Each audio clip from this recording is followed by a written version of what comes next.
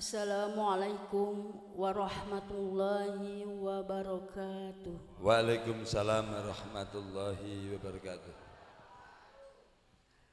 A'udzu billahi minasy syaithanir rajim. A'udzu billahi minasy syaithanir rajim. Bismillahirrahmanirrahim. Bismillahirrahmanirrahim. Khatamallahu ala qulubihim wa ala sam'ihim. Khatamallahu ala qulubihim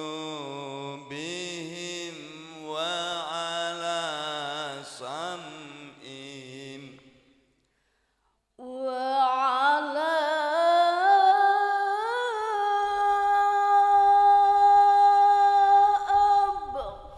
أبصارهم غشاوة ولهم عذاب عظيم. wa ala absarihim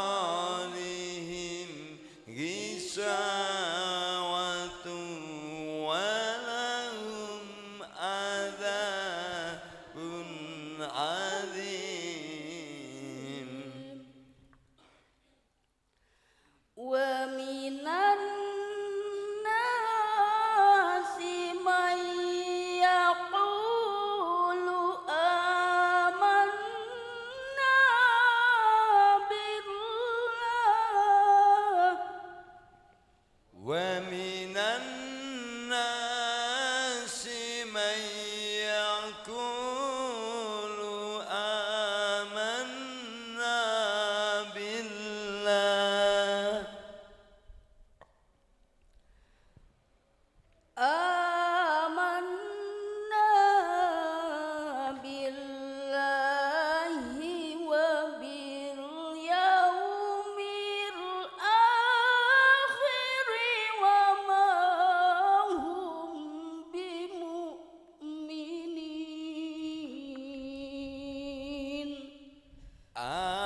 آمنا بالله وباليوم الآخر وما هم بمؤمنين. Assalamualaikum warahmatullahi wabarakatuh. Waalaikumsalam warahmatullahi wabarakatuh. Ini saya bacakan artinya. A'udzu, aku berlindung billahi kepada Allah, mina dari asyaiton setan ar-rajim yang dirajam. Aku berlindung kepada Allah dari setan yang dirajam. Bi dengan ismi asma Allah ar-Rahmani yang maha pengasih, ar-Rahimi yang maha penyayang. Dengan asma Allah yang maha pengasih, maha penyayang. Khotama telah menutup, Allah telah menutup. Khotamallahu, Allah telah menutup ala atas qulubihim, hati mereka. Jadi Allah menutup hati mereka. Wa ala, dan atas sam'ihim, pendengaran mereka.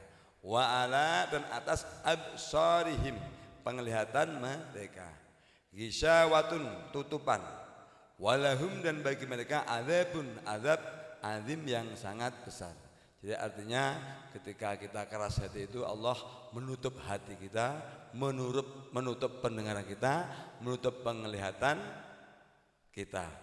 Kemudian itulah adab yang sangat pedih. Jadi artinya itu yang sering saya sampaikan. Jadi artinya kita harus sering sudah pada Allah diberikan iman, Islam, ihsan. Itu kenapa?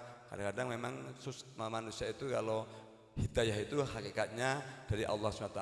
Tapi lahirnya kita harus berusaha dan berdoa. Ya, berusahanya bagaimana? Ya menjalankan sholat 5 waktu, berdoa, berbuat baik. Itu hati kita nanti tidak ditutup.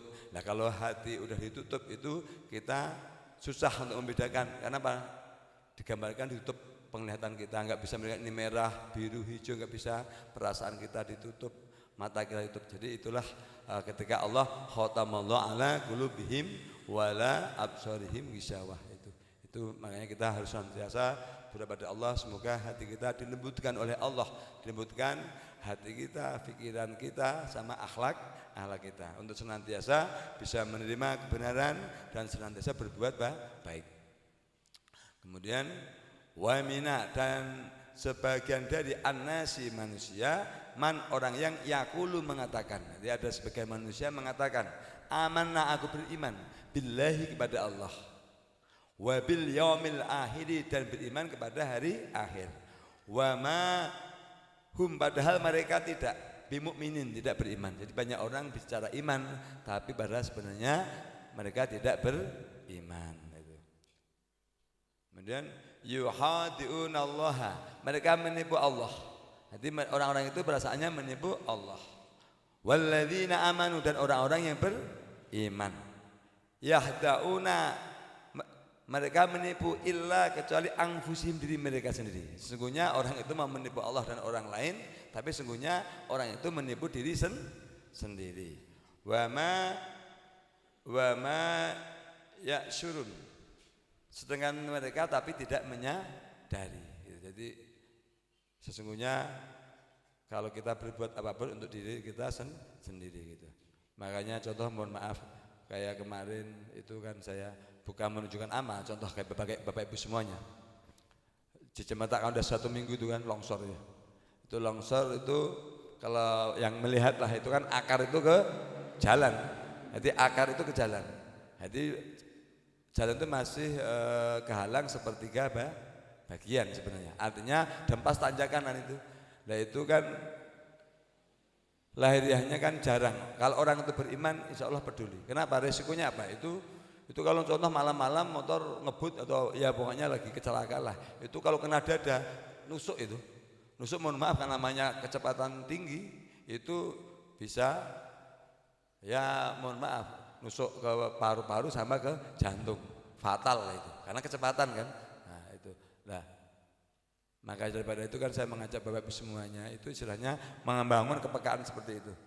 Jadi artinya karena apa, lahirnya manusia itu rata-rata itu hanya beruntungnya apa? Untung rugi. Makanya selalu jika kamu beriman pada Allah dan hari akhir, maka berbuatlah baik, karena sungguhnya perbuatan baik apapun, sekecil apapun, maka sungguhnya Allah mengetahui dan kamu akan mendapatkan balasannya. Tapi kalau orang rata-rata manusia zaman sekarang itu kan pikirannya materialistik, bukan cuek. Jadi materialistik, untung apa? Saya seperti untung apa? Enggak ada untungnya secara, karena pada orang itu orang pada pinter otaknya, tapi hatinya gelap. Nah, tapi insya Allah kalau gitu sebenarnya lebih beruntung orang yang berbuat baik asalkan. Sesungguhnya orang-orang yang beruntung adalah orang-orang yang selalu berbuat kebaikan. Itu kalau pakai logika begini Bapak Ibu. Jadi katakanlah istilahnya, katakanlah kalau ada kecelakaan, berarti kita sudah menyelamatkan berapa jiwa. Belum kalau hujan, kan tanah masih berantakan di situ. Tanah masih berantakan. Kalau hujan licin, kalau ada jatuh kita hanya melihat orang kembali. Jadi itulah kepekaan-kepekaan. Kenapa? Yang mau pejabat, mau DPR, mau bupati, mau apa lewat, mungkin lewat saja. Tapi kalau mohon maaf, karena pola pikirnya pinter tadi, pinter menurut setan gitu. Kalau nggak untung nggak dikerjakan, nunggu proyek. Ya mungkin kalau nggak ada proyek 10 tahun pun juga mungkin dibiarkan. Atau pura-pura kalau mau jadi DPR pura-pura begitu. Sekedar itu karena Allah Ta'ala. Tapi kalau Allah Ta'ala insya Allah yang maha menilai. Tapi itu mah sekedar contoh dari saya untuk Bapak Ibu semuanya, untuk kepekaan di bidang apapun. Insya Allah tidak ada sia-sianya. Demikian yang saya sampaikan. Semoga Allah SWT memberikan hidayah kita untuk selalu membuka hati pikiran kita, untuk selalu bisa melihat kebenaran, untuk selalu berbuat kebajikan. Demikian, terima kasih. Billahi taufiq hidayah. Wassalamualaikum warahmatullahi wabarakatuh.